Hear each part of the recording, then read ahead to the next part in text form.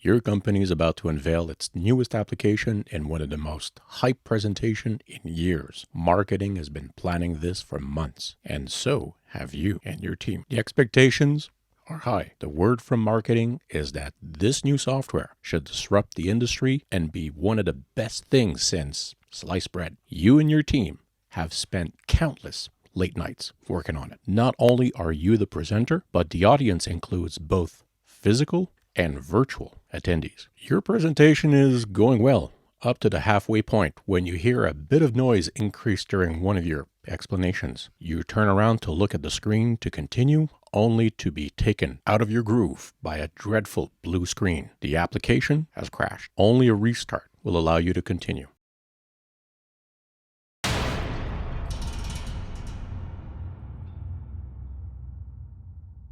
Let's go back in time a few months. You're an ambitious, highly confident and skillful developer. Your project is what you believe will be the next big thing in the industry. When higher-ups and marketing come to see you, they're looking for a rock-hard commitment on a specific date for the demo. You know the specifications and the feature set inside out, and you're confident that you and your team can make the date. The project starts on the right track and the specifications document is complete. Both functionality and unit tests are included in the code. The work is going well, despite a few last-minute changes, at least for a while. More changes creep in gradually. Instead of slowing down over time, the feature creep increases. This puts the date at risk, and the apparent choice is sacrificing testing. The resources liberated from writing automated and manual testing scenarios can be reallocated to documenting and coding the unplanned features. On the big date, the pressure is exceptionally high.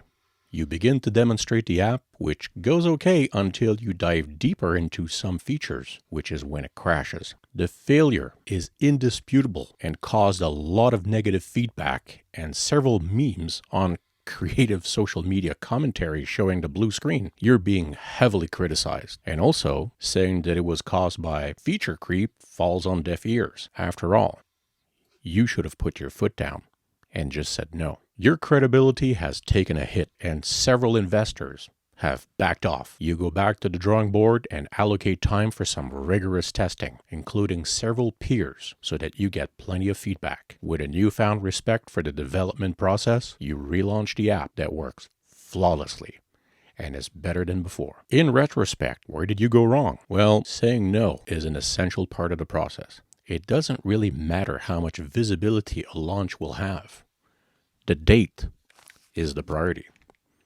It's no longer the quantity of features. Just because you're confident about making a date doesn't instantly mean that you'll have wiggle room and can start adding more.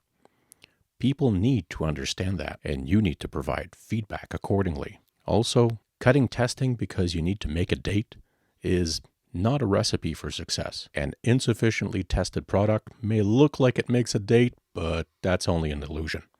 And there's a high risk that it will blow up. And according to Murphy, probably at the worst moment.